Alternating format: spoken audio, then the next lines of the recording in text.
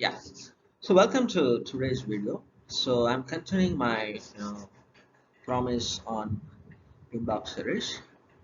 In last two videos we talked about what to tailor and why to tailor and how to tailor. What are the steps involved in tailoring process, right? We discussed about four steps, right?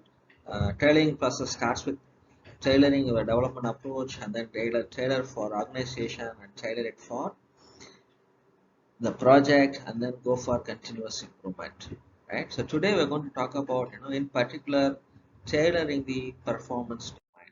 In my previous video we talked about there are 12 principles of project management which is acting as a guided behavior for 8 project performance domains. So these are the areas you need to tailor to fit the project context. So we are expanding the third step actually, right? The tailoring process we had 4 steps, right? So you have to choose the development process and approach, and then you go for tailoring to organization. The third step is tailoring for the project, right? So how do we tailor for these 8 project performance domains? That's what we're going to see today. Right, let's get the video started. The first domain is the stakeholders domain, right? So how I can tailor for stakeholders, nature of the stakeholders or type of the stakeholders in terms of your project context. Is there a collaborative environment or stakeholders for suppliers? That's the first question you have to ask. Do you have a right set of environment is being placed? And are the stakeholders are external or internal? Because you need to tailor. These are the tailoring factors. You need to look into that so that accordingly you can tailor the stakeholder domain. If the stakeholder are external, government people, how do you deal with that? If the stakeholders are internal, you can go for lightweighted processes, right? The communication technology. What is the communication technology available to talk to your stakeholders, right? Do you have a right set of communication tools available? The language and culture. What are the different languages people speak in your project, and what are the different culture you cut across? The team members, the stakeholders are cutting across. You may be a client at Europe. You may have client at Asia. You might have different clients for the same project itself. And is the team is how is the team? Teams also the stakeholders, whether it's a global team or local teams. How is it going to do that? So all these 5 parameters in which you can tailor this particular stakeholder domain. The next domain is the project team, right? The project teams. One set of the stakeholders is the project team. So project teams is one of the very critical performance domain in our area, because those are the people who perform the work for you, right? So what are the parameters you can look for, to tailor your project in terms of project team performance domain? You need to look at that geographical distribution of your team, whether this team is located in one location or they have located in multiple locations. Accordingly you need to tailor your project. Is everybody having a cultural perspective? What are the different cultural perspective they are into? They might have, you might have a global team, right? One person may be an American, one person may be an African, one person can be an Asian. So you might have a cultural perspective. In today's world, global team is quite normal, virtual teams are very, very normal. The third parameter is the employees are full-time employees, or part-time employees, or it's a contractor, right? So the policies will differ accordingly. In the full-time employees, you can be little more, you can plan little more liberally. If it is a contractor, you need to, apply according to the set of parameters. You have to tailor it, right? So how is the project team development is managed for the project? How the project team is managing the development of the project? Are the project team members, do they have any special needs? Do they need any special training, right? When you start in a new technology, a new domain, definitely you need a new training. When we started, one of the example is when we started a new projects in agile methodology, I have given entire set of training for them, for entire set of teams actually, right? Because they're the first time or they're entering into the agile methodology. They are past, in the previous years they're working in waterfall, right? So definitely they need a training on agile. What is agile? Why you are going for agile? What is in it for everybody's team? So all those aspects need to be given training, right? The third domain is the development approach, right? So how do we tailor? One of the parameters involved in development approach, right? So first option itself, what is the development approach we're going to look at it? whether the project is needing adaptive or productive and hybrid. So we already discussed different scenarios of where to go for adaptive, where to go for hybrid, and where to go for productive, right? So that we already discussed in our previous videos. What is an appropriate life cycle? Right, depends on your contract and sort of play. Whether you are only involved in design and development, you don't need to have no suggesting phase and requirement phase in our life cycle, right? So it's different. Appropriate life cycle you have to select what is the project is all about, and appropriately you have to do a life cycle. Whether you need a testing, do you need an SIT testing or functional testing? So all those things you can decide. What the phases should comprise of each life cycle. How many phases you need to have. That also you can decide. These are the parameters. Does the organization have formal or informal audits? Yeah, that's very important aspect to think about. If it is a formal audit, you need to go a little more, a rigid way of, you need to have a phase gate very clearly. You need to define your feedback loop very clearly. What is the government policies and guidelines? So what is it? So based on that, organization also, provides the development guidelines and everything, right? So accordingly, these are the parameters you can, look at for tailoring for your project context in the area of development approach, right? The next area is the planning, right? These are the what are the factors in planning, right? What are your estimation methods, right? What are the guidelines for estimation to cost? Are you using EVA? Are you using something else? Are you using relative sizing, right? Adapting methods you're using relative sizing. You can go for function plan analysis. So organization will guide you different methods of estimation. Some organization may have the guidelines, some organization may not have it. The project itself need to create an estimation. Some particular client may look for different estimations, right? So we need to provide according to that.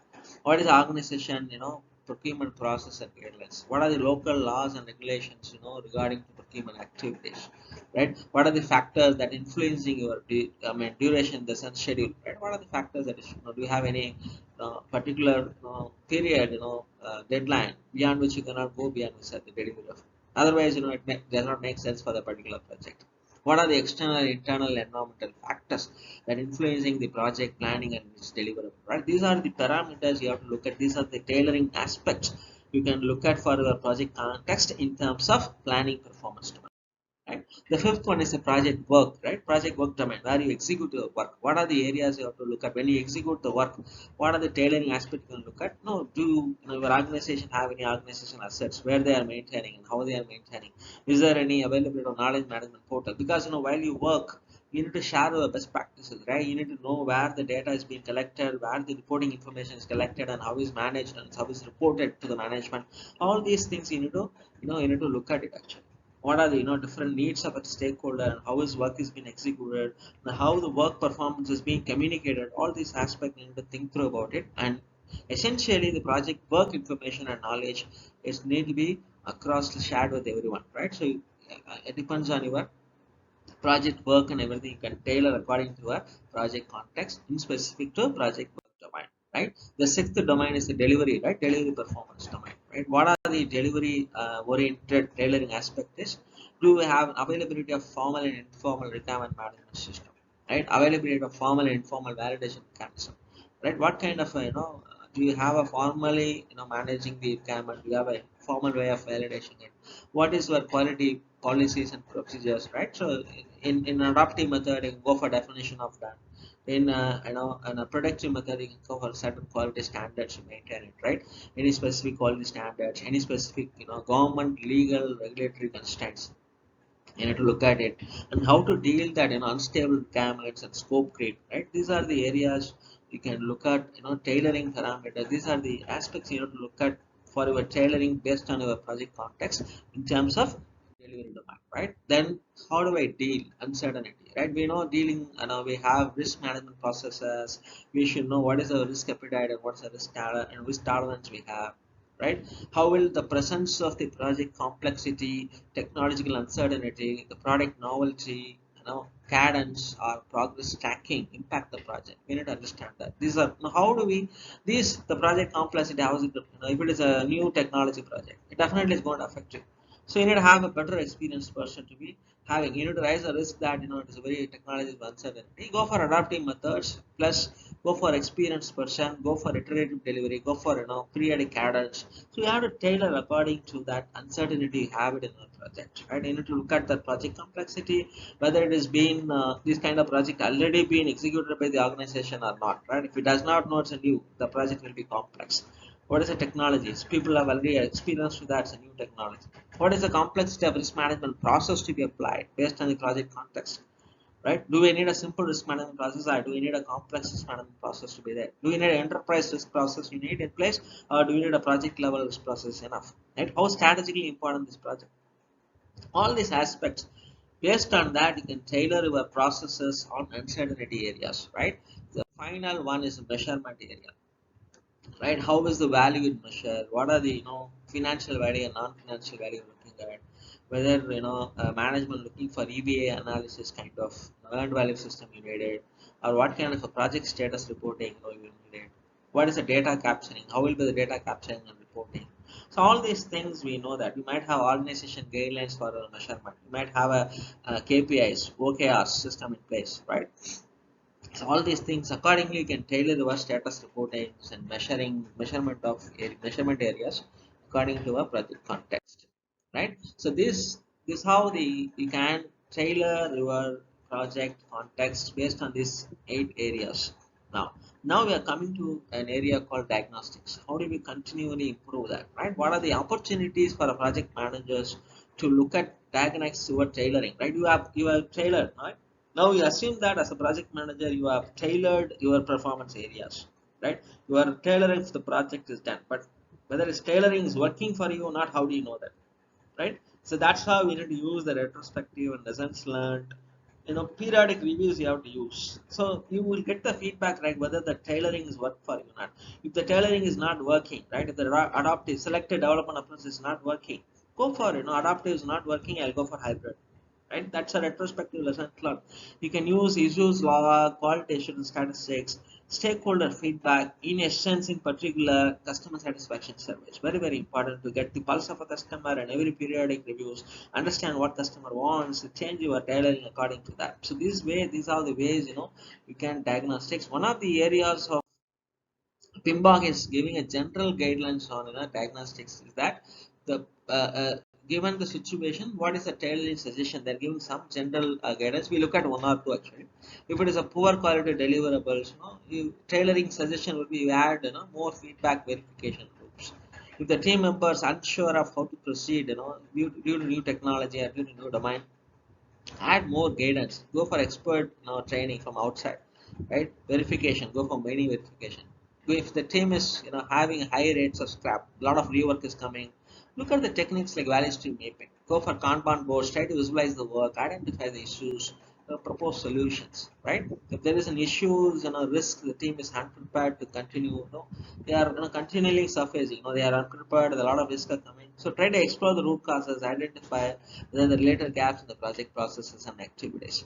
So that's how we can look at it. These are the general guidelines for given in PMBOK, right? So if you summarize that, the tailoring process, we have come to an end of this tailoring process, right? So last 2 days we have seen that what to tailor and why to tailor and how to tailor. We talked about yesterday. We talked about tailoring process as 4 steps, right? That's a real summary, right? You have to select an initial approach, tailor your project for the organization guidelines, and tailor the project based on the eight performance domain, and then implement ongoing improvement, right? The tailoring is usually governed by organization guidelines and policies, right? This how we would like to end this session, right? This is a summary I would like to give it to you. So this is about tailoring process so far. So going forward, we look at almost we covered 2 major sections in PMBOK, right? One is on we covered about how PMBOK 7 is differed from PMBOK 6.